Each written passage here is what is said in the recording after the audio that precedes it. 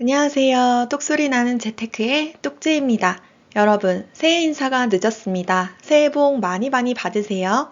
새해가 되었으니 새로운 마음가짐으로 또 힘차게 한번 출발해 보도록 하겠습니다.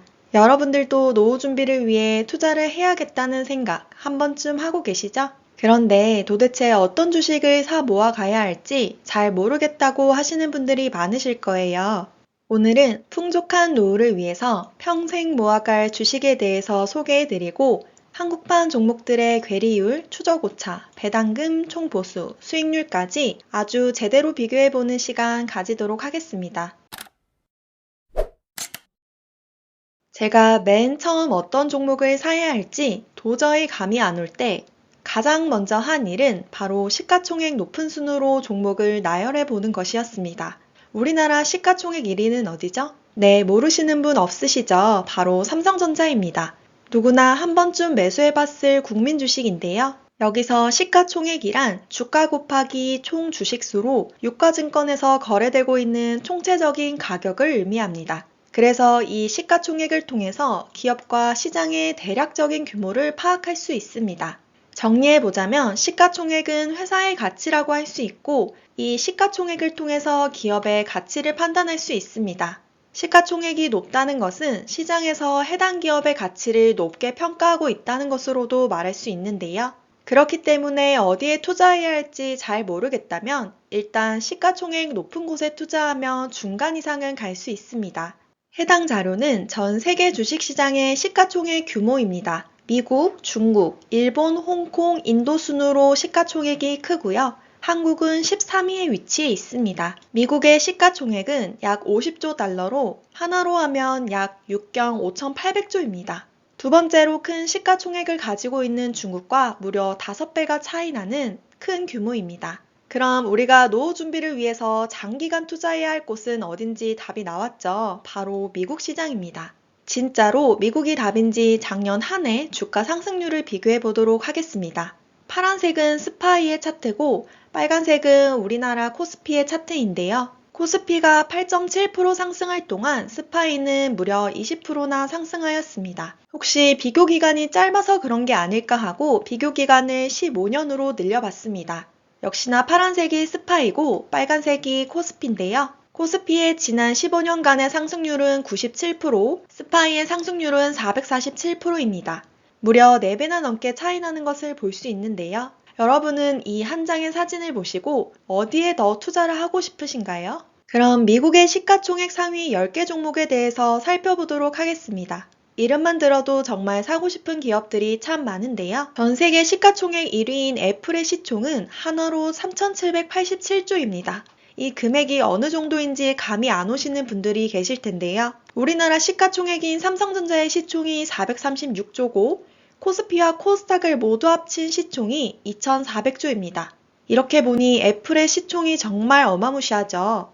그래서 우리는 미국에 투자해야 하는데요. 개별 주식 하나만 고르기에는 리스크가 있으니 분산 투자를 하고 싶은데 하나씩 다 담기엔 가격이 너무 비싸죠. 이 10개 종목을 한 주씩 다 사려면 총 400만 원이나 필요합니다. 이럴 때 우리는 ETF를 통해서 적은 금액으로 상위 10개 종목에 한 번에 다 투자할 수 있는데요. 이번에는 미국에 상장된 ETF 상위 10개 종목에 대해서 알아보도록 하겠습니다. 사실 여기서 보면 우리가 평생 모아갈 종목이 어떤 건지 바로 답이 나와 있죠. 바로 S&P 500을 추종하는 지수들과 나스닥을 추종하는 지수인데요. 미국 시장 전체를 추종하는 VTI라는 ETF도 있습니다. 추가로 배당 ETF 중에서 시가총액이 큰 순서는 아래와 같습니다. 실제로 미국 직장인들이 가장 많이 모아가고 있는 주식이 스파이라고 해요. 저희도 여기에 같이 동참하면 너무 좋겠죠. 하지만 아쉽게도 절세 계좌에서 미국 주식에 직접 투자는 불가능한데요. 제가 제 전자책을 포함해서 매번 말씀드리고 있지만 노후 자금 마련을 위한 장기 투자에는 절세 계좌가 굉장히 유리합니다. 그래서 지금부터 절세 계좌에서 투자할 수 있는 국내 상장 해외 ETF 종목 3가지에 대해서 알아보도록 하겠습니다. 스파이와 QQQ, 슈드이고요. 시가총액 순으로 대표되는 종목 3가지씩을 제가 가지고 와봤습니다. 하나씩 뜯어서 자세히 비교를 해보도록 할게요. 먼저 한국판 스파이입니다. 타이거와 에이스, KB스타의 종목이 있고요. 시가총액이 가장 큰 종목은 타이거 미국 S&P 500입니다.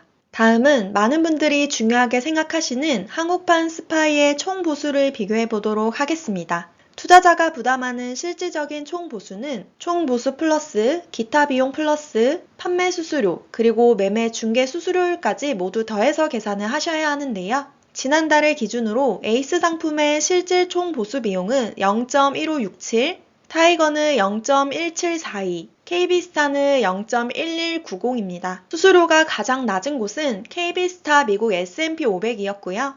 1억을 투자했을 경우 부담해야 하는 총 수수료는 에이스는 15만 6,700원, 타이거는 17만 4,200원, KB스타는 11만 9천원입니다. KB스타와 타이거가 꽤나 차이가 나는 것을 볼 수 있죠.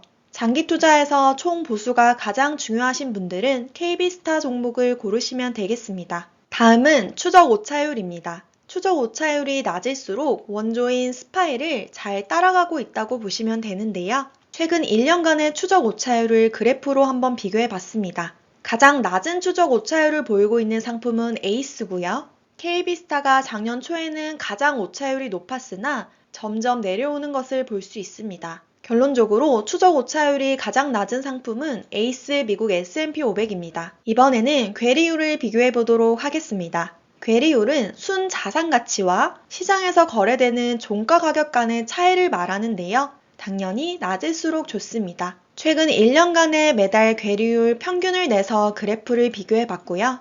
지난 1년간의 괴리율이 가장 낮았던 상품은 KB스타입니다. 작년 초에 괴리율이 낮아서 평균값이 가장 낮은 것을 볼 수 있습니다. 다음은 배당률입니다. 한국판 스파이 종목의 경우 1월, 4월, 7월, 10월 분기 배당을 실시하고 있는데요. 2023년 총 지급한 분배금을 한번 비교해 봤습니다. 에이스 미국 S&P 500은 210원, 타이거는 200원, KB스타는 167원인데요. 배당률로 따지면 에이스가 1.34%로 1등을 차지하고 있습니다. 마지막으로 수익률을 비교해 보도록 하겠습니다. 같은 기초지수를 추정하고 있기 때문에 수익률이 큰 차이가 없는데요. 아주 미세한 차이로 에이스 상품이 가장 높은 것을 볼 수 있습니다. 다음은 한국판 QQQ에 대해서 비교해 보도록 하겠습니다.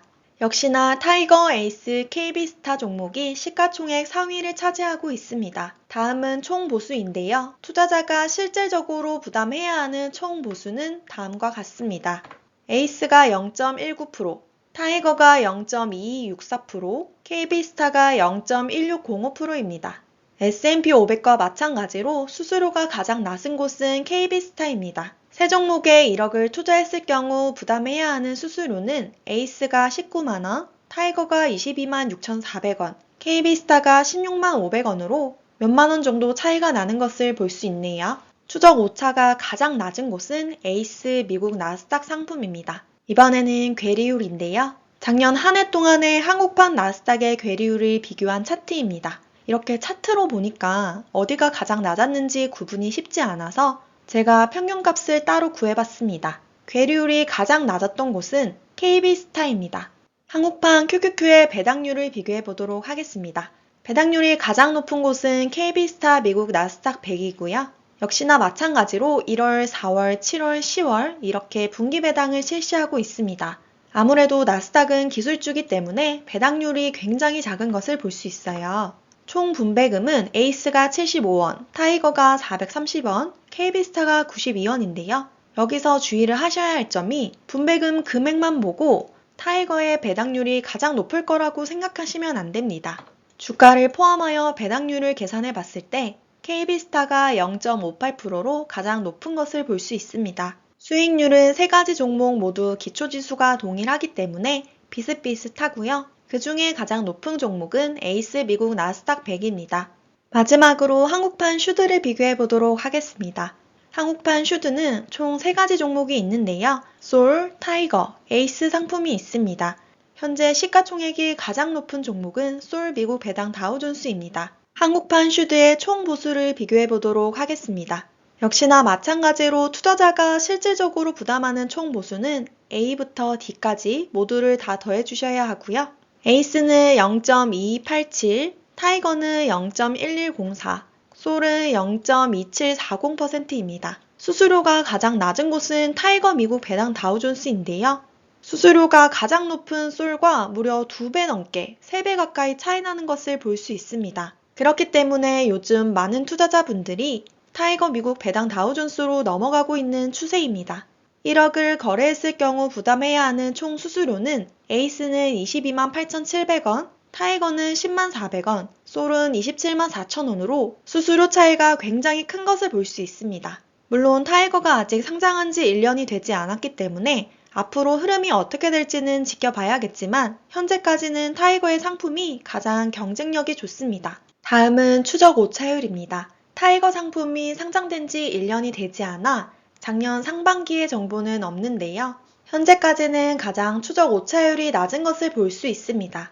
다음은 괴리율인데요. 괴리율이 가장 낮은 곳 역시 타이거 미국 배당 다우존스입니다. 앞으로 흐름이 또 어떻게 될지는 지켜봐야겠죠. 많은 분들이 정말 궁금해하시는 한국판 슈드의 배당률입니다.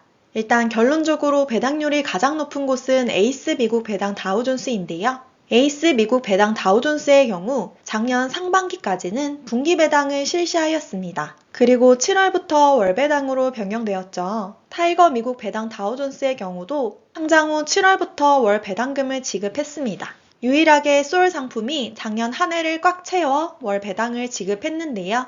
이렇게 비교를 하니까 제대로 된 비교가 어려워서 제 나름대로 편집을 해서 배당률과 배당금을 합산해 봤습니다. 우선 분기 배당을 실시했던 에이스의 경우 월 배당을 지급했다고 가정하고 분배금을 나눠서 입력했습니다.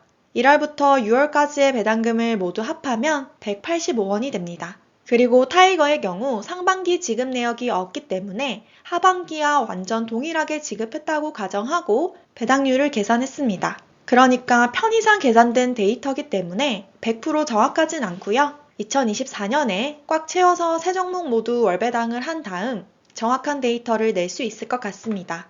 제가 편집한 자료를 토대로 총 분배금을 계산해보면 에이스가 452원, 타이거가 404원, 솔이 341원으로 에이스 상품이 가장 많은 것을 볼 수 있습니다. 배당률로 따지면 에이스가 4.16%, 타이거가 3.76%, 솔이 3.46%있네요. 과연 2024년에는 어떤 식으로 배당 흐름이 갈지 조금 더 지켜봐야 할 것 같습니다. 한국판 슈드의 수익률은 타이거 미국 배당 다우존스가 가장 높네요. 마지막으로 최종 결론을 내려보도록 하겠습니다. 한국판 스파이, 그러니까 미국 S&P 500을 추종하는 3개의 상품 중 1위를 차지한 종목은 KB스타와 에이스입니다. 운용보수가 낮은 것이 가장 중요하신 분들은 KB스타를, 시가총액과 추적 오차율이 중요하다 생각하시는 분들은 에이스 종목을 고르시면 되겠습니다. 본인의 성향에 따라서 두 가지 상품 중 하나에 투자하시면 되고요. 한국판 QQQ 역시 KB스타와 에이스 두 개 상품 중 고르시면 되겠습니다. 마지막으로 한국판 슈드의 경우 타이거 상품이 압도적으로 1위를 차지했는데요. 운용 보수의 경우도 다른 상품에 비해서 절반 이상 낮은 수준이었고요. 괴리율이나 추적 오차율 부문에서도 좋은 성적을 보여주고 있었습니다. 하지만 아직 상장한 지 1년이 되지 않았기 때문에 조금 더 추적 관찰할 필요는 있습니다. 그 부분에 대해서는 제가 꾸준히 업데이트 해드리도록 하겠습니다. 이상으로 노후 준비를 위해 평생 모아가야 할 종목 3가지에 대해서 알아보았는데요. 물론 이 중에서 어떤 회사의 종목을 모아가는지도 중요하지만 더 중요한 것은 소액이라도 꾸준히 하루라도 빨리 모아가는 것이 더 중요합니다. 그러니까 지금 당장 한번 투자해보시는 거 어떠실까요? 끝난 줄 아셨죠? 마지막으로 똑재전자책 업데이트 공지 드립니다. 이번 업데이트에서는 기존에 구매해주신 분들의 니즈를 꽉꽉 채워서 정말 궁금해하시고 필요로 하시는 부분을 위주로 담았습니다. 2024년 세법 개정안, 연령대별, 목돈 투자별 포트폴리오 추천, 그리고 요즘 핫한 커버드콜 채권, 금리형 ETF에 대한 종목 추천, 건강보험료와 종합과세, 분류과세 등 각종 세금에 대한 내용, IRP 안전자산 투자 종목, 자녀 연금저축과 관련된 증여와 신고 방법까지 정말 알차고 좋은 내용들이 많이 담겨 있으니 궁금하신 분들은 고정 댓글의 링크를 참고해주세요. 오늘도 끝까지 시청해주셔서 감사합니다. 오늘 내용 도움 되셨다면 잊지 말고 구독과 좋아요 부탁드립니다. 감사합니다.